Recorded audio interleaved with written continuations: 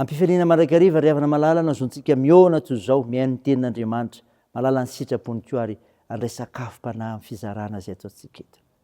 Ho aminareo ny fahasoavana sy ny fiadanana avy amin'ilay ankehitriny sy taloha ary ho avy, ary avy amin'ny fanahy fito izay alohan'ny seza fiandrianana, ary avy amin'ny Jesosy Kristy vavolombelona marina sy lamatoa amin'ny maty ary lehibe amin'ny mpanjaka ny tany.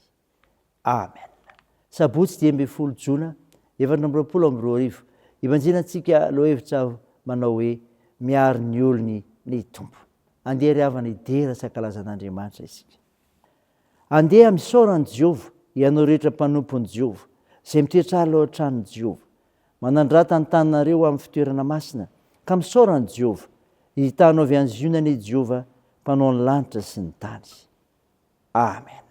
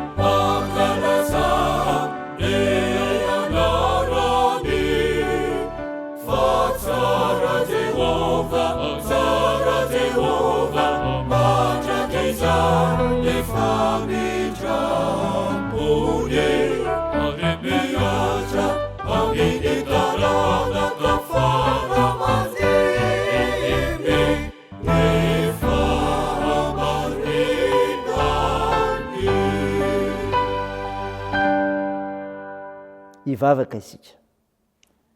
Andriamanitro, Andriamanitra mpiaro ny olonao ianao. Mankalaza sy midera me voninahitry masina izay noho izany famindramponao, noho izany fahasoavana, noho izany fitiavanao anay izany. Tompo, mahatsiaro teny izay efa mpanota. Ko mandohariko eo anatrehanao, miaiky ny fahadisoanay, mamindrafo aminay ary mamela ny elikay. Fanamasinao midira, manjaka ty anatinay, amin'ny fianonan'ny teninao ka anamafisanay avozanay amin'ny finoananao Jesosy Kristy. Dia aminaranao Jesosy Kristy ilay mahavonjy, ilay tomponay, novanay izany mivavaka izany. Amen. Ny finainao antsika amin'ny teny ity ravana malala dia hitanao amin'ny bokin'ny Salamo. Salamo 220. Mivako toy izao aminaran'i Jesosy. raha tsy Jehovah nomba antsika, enao ka ataon'ny Israely hoe raha tsy Jehovah nomba antsika, raha tsy nitsangana mela antsika ny olona dia nitelina antsika velona izy. Raha mirehitra tamintsika ny fahatezerany, dia nandifotra antsika ny rano ary nanafitra ny fanahintsika ny drika. Eny, nanafitra ny fanahintsika ny rano ny safoaka. Isaorana i Jehovah izay tsy nanolotra antsika ho rembon'ny nifiny. Ny fanahintsika dia efa afaka tahaka ny vorona afaka tamin'ny fandriky ny mpiasa. Tapaka ny fandrika ka afaka isika. Ny famonjenantsika dia aminaran'i Jehovah mpanao ny lanitra sy ny tany. Amen. Ray masino, manamasinanay amin'ny fahamarinana, ny teninao ny fahamarinana. Amen. Ry havana malala, ho aminao ny fiadanana avy amin'ilay Jesosy Kristy tompo sy mamonjy antsika, izay manome fiadanana antsika isan'andro amin'ny alalan'ny teniny menanao. Ny mofony anandratsika teo Salamo 2:100, ny volongatra amin'ny fahavalo izay milaza fa ny fiarovana ny olon'Andriamanitra dia avy amin'ny rery ihany. Amin'inona? Amin'ny ady hatrehana amin'ny fahavalo. Izany ny diny volongatra amin'ny fahadimy. Ny fandresena amin'ny ady dia tsy avy amin'ny herim-batana fa avy amin'ny herim-panahy saina. Ny herim-panahy saina nefa dia avy amin'ny mpamorona ihany. Fantatsika tsara fa rehefa vony saina ka marefo dia reso azy. Ankoatr'izay koa rehefa hiady ny olona dia efa misy olona sahaza ny heriny any amin'ny fahavalo any, ka ahiny foana ny haresena satria ny aintsika mety ho hainy hafa koa. Amin'izany dia mety ho resy mihitsy isika. Eo amin'izay vao miantso famonjena avy amin'Andriamanitra ny olona satria efa tsy lany intsony. Tonga amin'izay ny herin'Andriamanitra izay tsy hay tohaina, ka ny fandresena amin'izany dia ilay fandresena azo amin'ny fomba mahagaga satria tsy misy idiran'ny olombelona intsony. Izao koa ry havana amin'ny faharoa, fiarovana amin'ny fandrika. Ny fandrika dia tsy ampoizina nefa tena mety hitarika amin'ny faharesena. Ataon'ny fahavalo any amin'ny afiny ireny ary tsy ho fantatsika mihitsy. Andriamanitra ao ambony irery no mahita izany ka manoro amin'ny fomba tsy fantatra mba hirovan-tena amin'izany. Omeny fanahy mitandrina sy malina ny olona mba hampahafantarina azy mialoha izay hitranga, na manao izay ahatsinotsinona ny fandrika ka havon'ny olona. Azo antoka ry havana ny fiarovan'Andriamanitra.